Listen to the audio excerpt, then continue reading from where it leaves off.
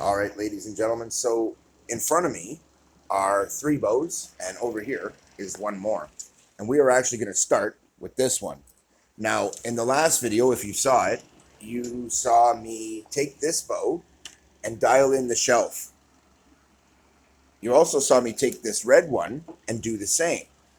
And in that, I noticed afterward when I watched it, I really didn't see um, a lot of what I wanted. The camera work wasn't really very good, so I have deleted it and I'm going to redo it. But uh, the one right after it, sorry, I kept, and the one before that got deleted. But in the end, even the last one that is going up, because there's a lot of good stuff to show you in it, um, isn't going to show this in detail. The camera work just wasn't there, guys, I'm afraid.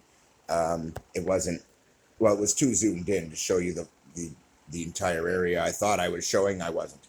So, however, it was well focused on the target, did get good audio, and that was really the point for that one. So in this one, though, we're talking about the preparation for the sights that are going to go in this. Now that I've adjusted the shelves so that they're smooth and they operate properly, I've got some other issues. So in the last video, I took this bow and brought it to a tight enough grouping where all of the arrows are touching shafts while I aim for that pin.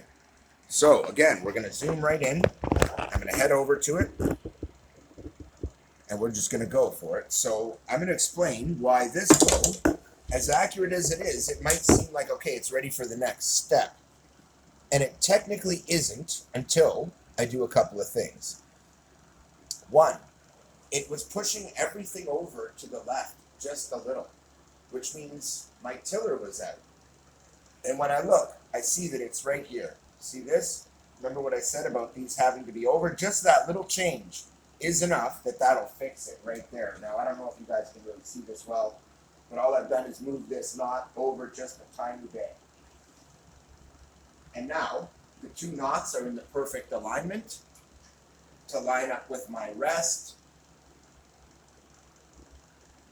In fact, it looks like the top one needs to come over just a touch. And now that looks perfect. So what I am going to do is I'm going to verify that that is the case, because it was already shooting tight enough groups where it's putting the shafts really, really close together, guys. I'm putting my back foot to the wall, aiming for that pin, and letting her rip. Now, I don't have a sight, so you need to be dialing in at this point the exact point here that I need to aim to be accurate. So that's what I'm going to do. So now that I have my shelf shooting straight, I've got my knock dialed in, I've got my tiller dialed in, I need to start aiming for that pin. So what I just saw there was I aimed basically sighted directly above the arrow and just a little over, and that's where it came out, which is actually really close. So I'm going to fire some arrows and see if I can verify that level of accuracy, that it has improved and we're getting there. I actually aimed a little high on this one.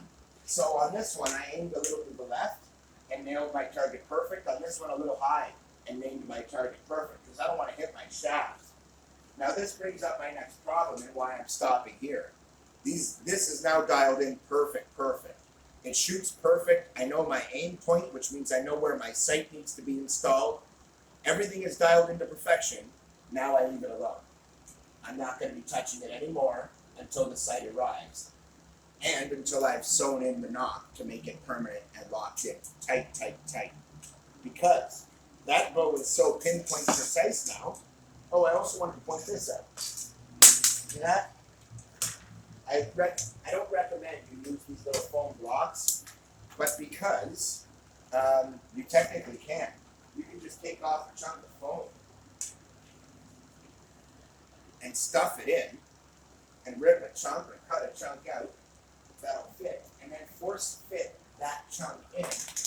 And what I like about this stuff is it's good material. It is a bit expensive, guys, but it doesn't get waterlogged, which means, and I do find it all the time, discarded, guys, perfectly usable in brand new condition. I find it all the time thrown out, which is hilarious because it's really expensive. So we're going to bring this guy over. I'm going to take this nice wide arrow shaped piece I'm going to put it in here, and I'm going to force it in. And now, with a bigger piece, it'll just hold itself. Now the other one, I have proper end caps on this one, okay? But I didn't have enough end caps to go around, and until I get more, that's it. Now, we got to move on real quick, because now our next step is to take, once again, the bare shaft. I don't want to risk any of my fletched arrows here, because if I hit that pin, I could end up damaging the arrow, and I don't want to do that. But I am trying to hit the pin. Now, my aim point was the same as on the other bow, and I was aiming just above. You notice it kicked the arrow tail over just a little. So now I'm going to really carefully check my tiller. And I noticed that it wasn't quite perfect. In fact, both of these seem to need a slight adjustment. One of the other things I love about these bows, guys, is I can just hold the limb on these lighter bows and adjust this. It's so much easier to adjust, guys. So now that I've addressed that, I'm going to shoot again. And the process goes like this. So now that we've got it roughed in, I know that my arrows fly well off the shelf. The basics are there.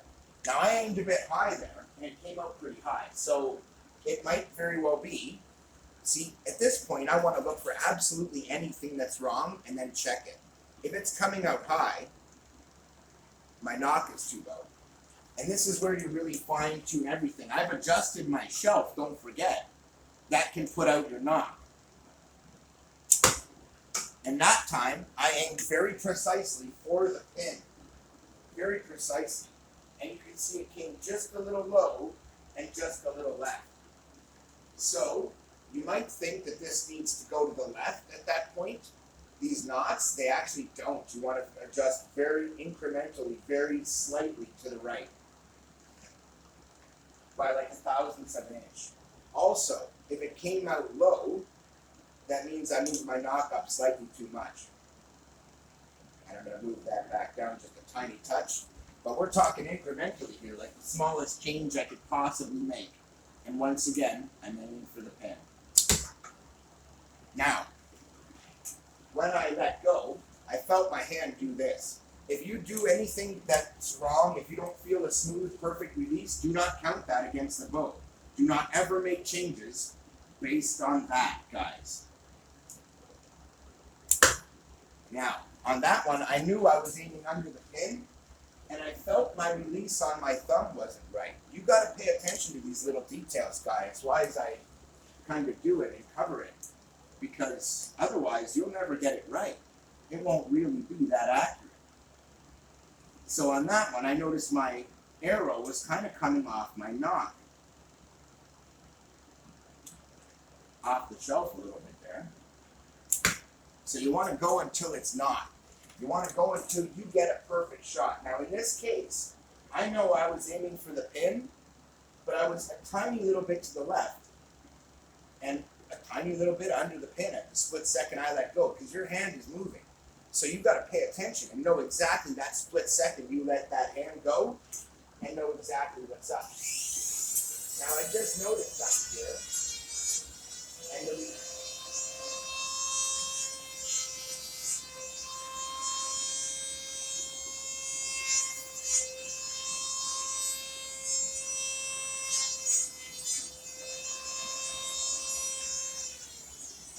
alright, so this is the other thing. So I'm looking for any tiny little imperfection in any place. And what I saw here was that this was a little rough, and that right here was a little rough. So all I've done is smooth that out. Also, this shelf is slightly rounded, guys, so that when the arrow touches, it doesn't touch the whole shelf all the way along. It's a really nice shape. And as you can see, the arrow shaft itself came in very straight. That's something we're looking for. So, theoretically, it should be even more accurate. Well, that was pretty darn accurate. How much more accurate can we get, you may ask? I don't know. I aimed for the pin again. It still came out left. In fact, it came out a little further left, which means I need to really look. Oh, no. See why here. And it's always the same. You just got to adjust and fine tune until you get it perfect. But the shaft comes in nice and straight. You want to be careful. You don't want to make big adjustments. You're very, very close. And the closer you get, the closer you get. So we're not coming out low anymore. Okay, but I aimed off to the left there. That was me. I'm pretty sure. So I'm going to try again. And this is the real trick. The closer you get to perfection, the more sure you have to be that you got the perfect shot in. Don't ever make changes until you know you've got the perfect shot and the perfect release. And in that case, I was pretty sure I did. And I watched the arrow kick up, but it's never done that before. So that's probably not truly a perfect release. The other thing we're looking for here is consistency. So I need to find out if that was true or not. So I got to do it again. And sure enough, it came out low, which means my knock.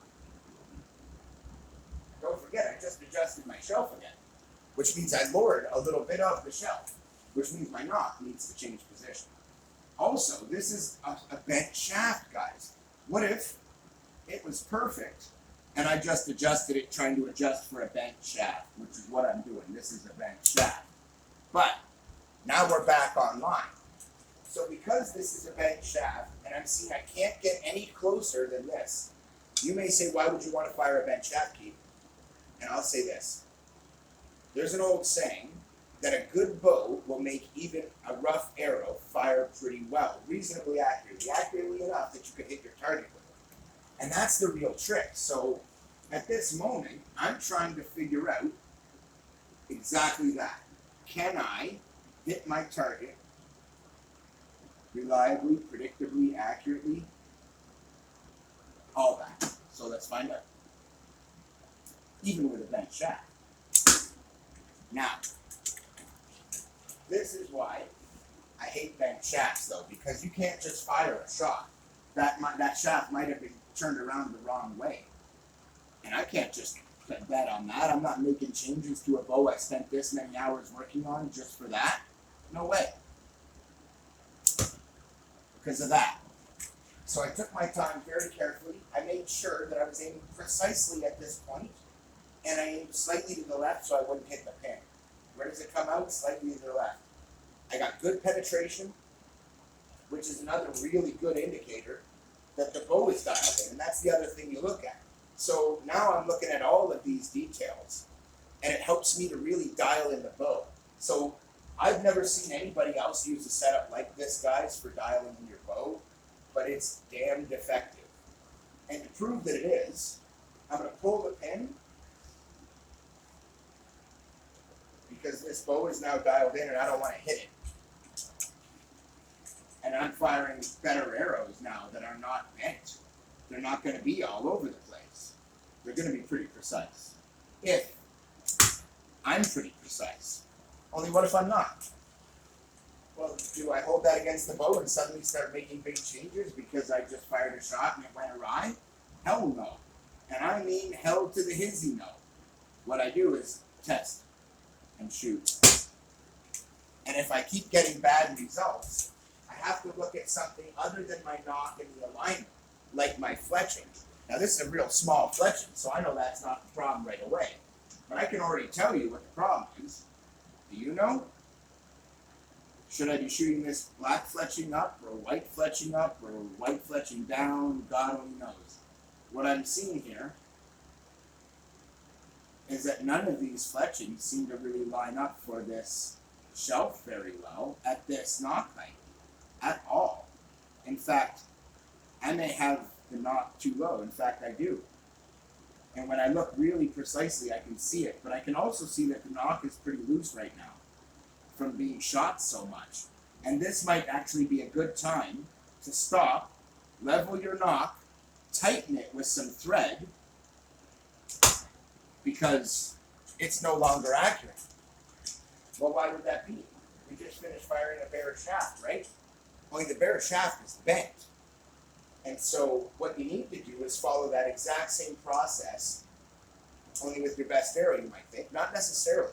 What I'm seeing here is that as this is interacting with this, I'm seeing two things. One, my shelf here needs to be just a little deeper here and a little more smooth? No, it's perfectly smooth, but it definitely needs to be deeper.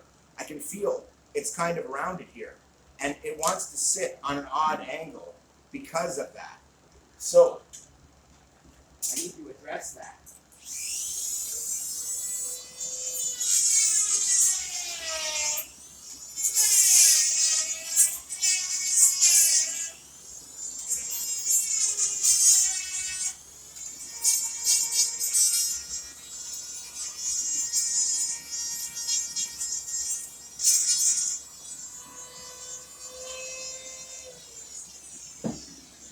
All right, already that feels and looks a whole lot better. So now we're going to take that exact same arrow, guys. And this is where you really dial in your shelf. And the reason I start with a bare shaft is because we've established that the bow shoots accurately. And now it does the shelf interact with the fletchings correctly. And if we're using really small fletchings, guys, well, that shouldn't be a problem. What about when we start using big fletchings?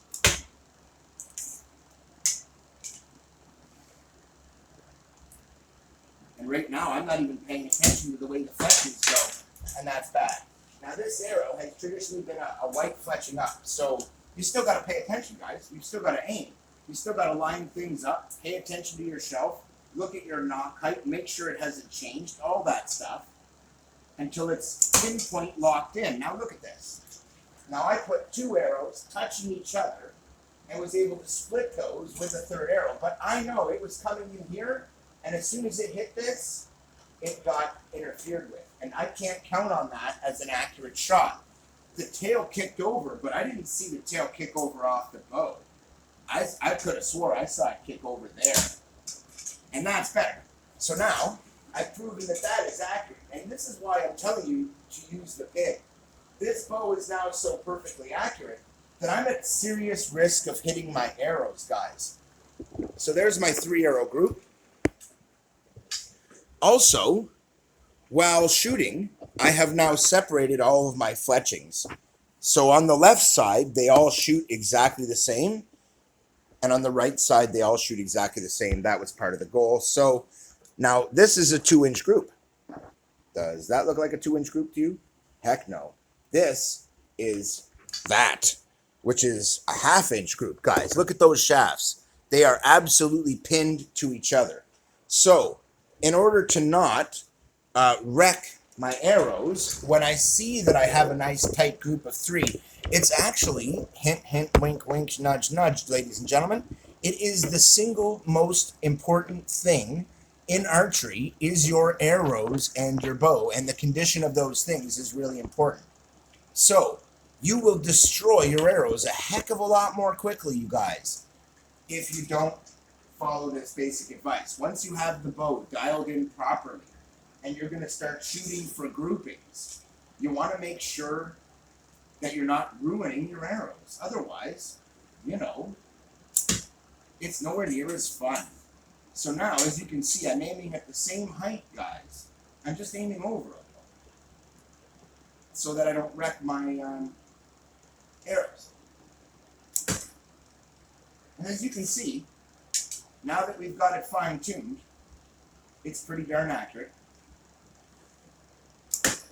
And I aimed low on purpose. And you know why? I already have these 2 arrows that have crossed each other. And it's real tough for me to try and put that in there. And at that point, you've got to ask yourself, is it worth ruining one of my arrows to find out if I can put it between those 2? Of course, for me, the answer is yes. Why? Because I knew I could. So, I'm going to show you that group. And you can see from here which are my best arrows and which are my worst arrows. This one, for one, hit exactly, perfectly, precisely where I aimed it. These 2 came off a little to the left. And when you look at their shafts, one is kicked off to the right, one is dead straight, which means of the 2, this is my better arrow by definition. Okay?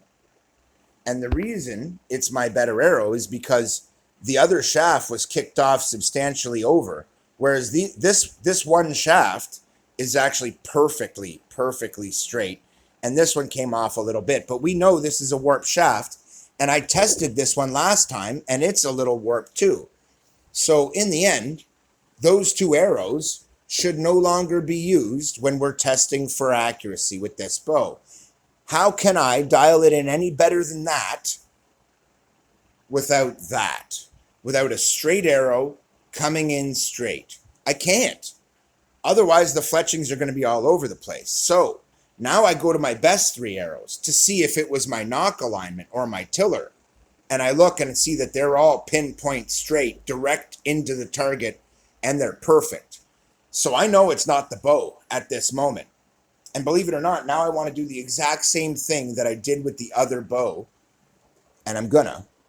So these three go aside, but this one goes in the primary slot because I now have finally dialed it in to the point where I have my primary arrows and my secondary arrows. Because up until you finally get them dialed in, you really won't know what's the primary and secondary arrows. Also, I should point out, with the fittings I've put here, sorry, hold on, this is getting loosey-goosey on me. Let me snugga. There we go. So with this here, I have two arrows that fit here and one here. But with this, they're just open carbon here, and there's no actual fittings, but I can, because of that, I can hold three arrows. And because they're tightly fletched, I have no problem holding three arrows here. So we're going to look closely at these three arrows, and you'll notice one of these came out dead on center where I aimed it. Not really, it's hard to tell, right? So what I'm actually going for is which one came in the straightest. And it appears to be these two. But look at this one in the middle, huh? It's straight. Look at its trajectory. Well, that's a little low. Don't forget I'm shooting from on high. That is, I'm above the target. So these two arrows are going to go into the primary position technically, but I don't know which one is going to be the primary yet. Now that the bow's dialed in will be the only time I can really tell. And this one I'm going to put in the single position because it actually fired really well. Not because it did the best like I was before.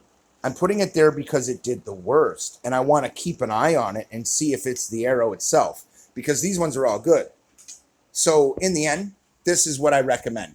I have a very specific routine that I use for dialing in a bow, and I got to tell you, it doesn't exactly produce duds. In fact, it produces one bow after another that will shoot 1-inch groups or less consistently. In fact, they'll shoot consistently smaller than 1-inch groups, assuming you gave it perfect arrows, proper fletchings. So I've got two more here that I want to cover. And I'm not going to show you this process with every bow, guys, because it's the same with every single one. So this is a new type of sight that I've devised. And the way this works is the sight is adjustable up and down for elevation, but it's also adjustable this way so that I can choose to line up this sight exactly with my arrow and then adjust the height until it sits just above it. Or I can do what I do, where I choose a sight window and I align it so that it's the exact width of my arrow, and then I just look above it and adjust the height of it until I have just enough room above it. And it's actually really nice. And if you do it right, it'll guide your fletchings even. It's a really nice setup. I've been shooting with it. It's actually really improved the accuracy of what was already a very accurate bow. So this is the procedure. So this one is essentially done, you would think, but it's not. The nock wasn't in the right place. I mentioned that the last time I shot it. If that video goes up, I'm not sure, but it is, which all I have to do, because this has changed its height, all I have to do is adjust this and put it down a little bit. Also, I have another one of these, and all these are, I'll show you one here. All these are these little end caps, guys. Okay. They are out of the hockey sticks, and it's the exact same end cap that I have here. All I've done is taken an end cap out of a hockey stick, drilled out the center, and that's what they come out as. In this case, because I was an idiot, I also cut off the insert because I wanted the wood blocks to come all the way out to the end. In fact, I discovered they really needed to, and then I needed to epoxy them right out hard, and these never stick. This type of rubber just doesn't stick to epoxy worth crap, and I've learned that lesson. And I was trying to figure out what to do with that. And then I realized, man, I got two of these sitting on here. that won't stick where the dam, as you can see, this is the bottom one, and I can just peel it off, and it's never had an impact. But look, it's just peeled off now. So I'll pull the string off this one and remove both this one and have this one, and then I'm going to add those to this one and to one more that is not yet made, but is coming. So I will have a sight for each of these that is fully adjustable and is my own design. So I wanted to share that design with you guys because it is actually a good one. And believe it or not, you know what I've used here? When you use a Dremel, they have shafts on a lot of the bits. And when you break the bit off, or in my case, wear through it until it's finished, and the final bit of it breaks off, you have this underneath. And it's nice and shiny, and you could turn it down, but I want the smooth in case the fletchings rub it. These are very smooth everywhere. It's not a screw, and I like it, man. And it's not a traditional sight. You could use it as that, but I have it as a sight window. And I really like that because I actually like to see my sight very clearly. And this is what I see from my point of view. And that's perfect because I can see my string, I can see my arrow, I can see all of it, see if it lines up. It makes it really nice. And I like it so much that I'm about to do that to this bow, which is my favorite one for looks and for poundage, and it is the one that matches my quiver setup. The other bow, in fact, I'm making matches this quiver setup. And as you see, this one is red, black, and chrome. It's pretty nice. The other ones are red and black, and I have a red and black set to go with that if I should choose to wear it, but I don't think I will necessarily. I mean, I really like this one. In fact, I'm going to give the red and gray, the red set to my roommate. No, I actually thought he might want them because he likes True. He likes the company, and I wanted to give him one of these setups, but he didn't like the red. He was more into the other one, and he didn't like this one. But so I thought he wasn't going to like it, but when I showed him this one, he did. And he wants it. So I'm going to make this one into a quiver for him. In fact, I already have. And his is shaped like a samurai sword at the tip because I'm awesome. And then these are the other two that are going to be my set that I made for myself for my red set. So there's that. So I just wanted to give you guys a quick update and give you a really detailed walkthrough of how I dial in a bow, exactly what the procedure is. I've talked about it in a lot of other videos, but this is the most detailed video I've done on it, and it kind of shows you all my secrets. I debated for a while whether I was actually going to help you guys get them this accurate, but I think I will, because in the end, you can't have perfect accuracy until everything is perfect. And for that, you have to have a method to find out. Good luck, guys. Hope you get it. I'm here to help.